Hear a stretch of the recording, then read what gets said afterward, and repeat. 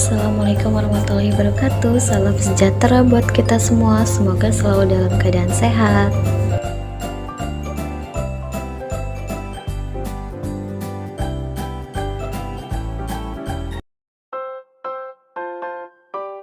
Halo teman-teman, di sini saya dan rekan-rekan saya akan menjelaskan mengenai penerapan rencana bisnis.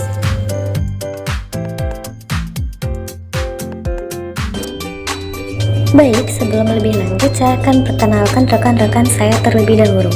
Yang pertama ada Ismi Nadiro, yang kedua ada Nur Hidjia, yang ketiga saya sendiri Rofi Lestari, yang keempat ada Salsa Novia Rizwanti, dan yang terakhir ada Sela Rahmah Ramadhani. Kami dari mahasiswi Universitas Pamulang.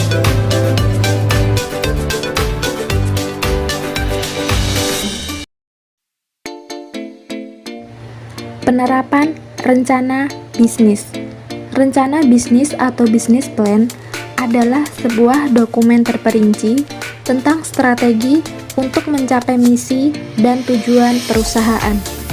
Business plan disiapkan oleh wirausaha yang menggambarkan semua unsur yang relevan, baik internal maupun eksternal mengenai perusahaan untuk memulai pada waktu usaha. Adapun isinya merupakan perencanaan terpadu menyangkut pemasaran, permodalan, operasional, dan sumber daya manusia. Definisi usaha mikro, kecil, dan menengah menurut Undang-Undang UMKM tahun 2008. A. Usaha mikro. 1. Kekayaan bersih maksimal 50 juta rupiah, tidak termasuk tanah dan bangunan tempat usaha. 2. Penjualan bersih tahunan maksimal 300 juta rupiah, maksimal 25 juta rupiah per bulan. B. Usaha kecil. 1. Kekayaan bersih lebih dari 50 juta rupiah sampai dengan 500 juta rupiah, tidak termasuk tanah dan bangunan tempat usaha. 2. Penjualan bersih tahunan mulai dari 300 juta rupiah sampai dengan 2,5 miliar rupiah. C. Usaha menengah. 1. Kekayaan bersih lebih dari 500 juta rupiah sampai dengan 10 miliar rupiah, tidak termasuk tanah dan bangunan tempat usaha. 2. Penjualan bersih tahunan mulai dari 300 juta rupiah sampai dengan 50 miliar rupiah. 3. Usaha kecil yang inovatif. Hal-hal yang perlu diperhatikan di dalam menyajikan business plan. Pertama, usahakan agar rencana bisnis yang disusun tidak terlalu tebal tetapi lengkap. Artinya, mencakup berbagai informasi yang dibutuhkan oleh evaluator baik dari pihak investor maupun kreditor untuk melakukan pengambilan keputusan.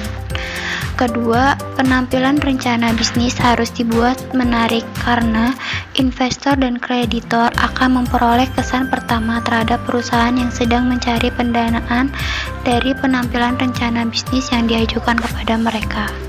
Ketiga, sampul depan rencana bisnis harus memuat nama perusahaan, alamat, nomor telepon, dan bulan serta tahun rencana bisnis dikeluarkan.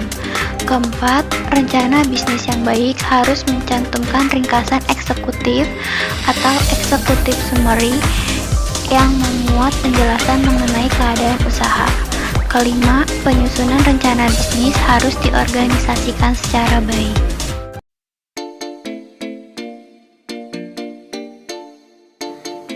Tahap perumusan konsep usaha.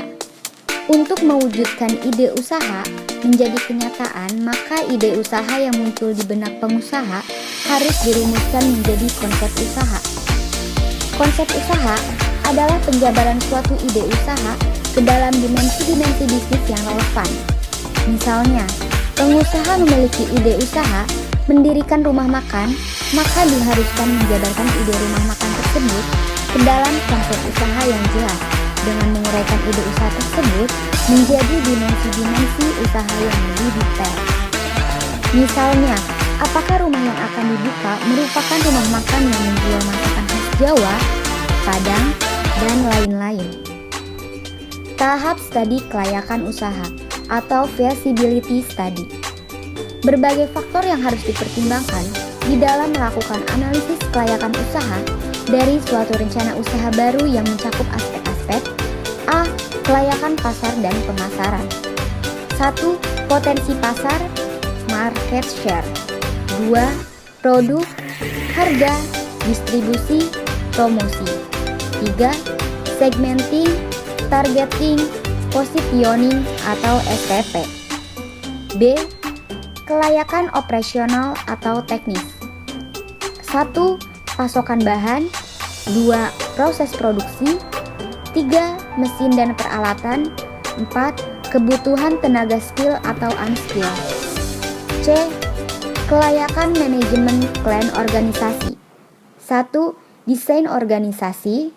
2. Kebutuhan staf. D. Kelayakan keuangan. 1.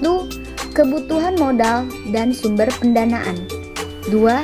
Proyeksi arus kas, laba, rugi. 3. Analisis kelayakan berdasarkan kriteria NPV, IRR, PI, PP. 4. Posisi dalam persaingan. 5. Ancaman pendatang baru, pemasok, dan lain-lain. Tahap-tahap penyusunan bisnis plan. Tahap ide usaha. Ide adalah sesuatu yang muncul dan berkembang di dalam benak pikiran manusia. Ide laksana sebuah bola salju. Semakin lama ide tersebut bergulir di dalam benak pengusaha, maka ide tersebut akan semakin tumbuh membesar dan memberikan motivasi yang lebih kuat bagi pengusaha. Untuk meneliti dan mewujudkan ide tersebut, ide usaha yang kreatif biasanya muncul dari kreativitas pengusaha. Kreativitas adalah thinking the new things, sedangkan inovasi adalah aktivitas doing the new things. Dengan demikian, inovasi akan lahir dari pemikiran kreatif.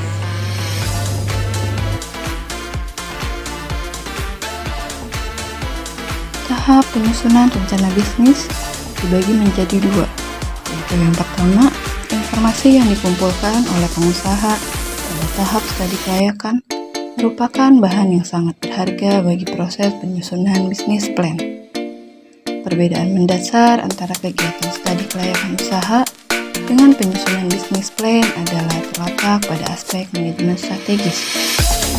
Yang kedua, dalam studi kelayakan usaha, analisis lebih diarahkan pada melihat layak tidaknya usaha.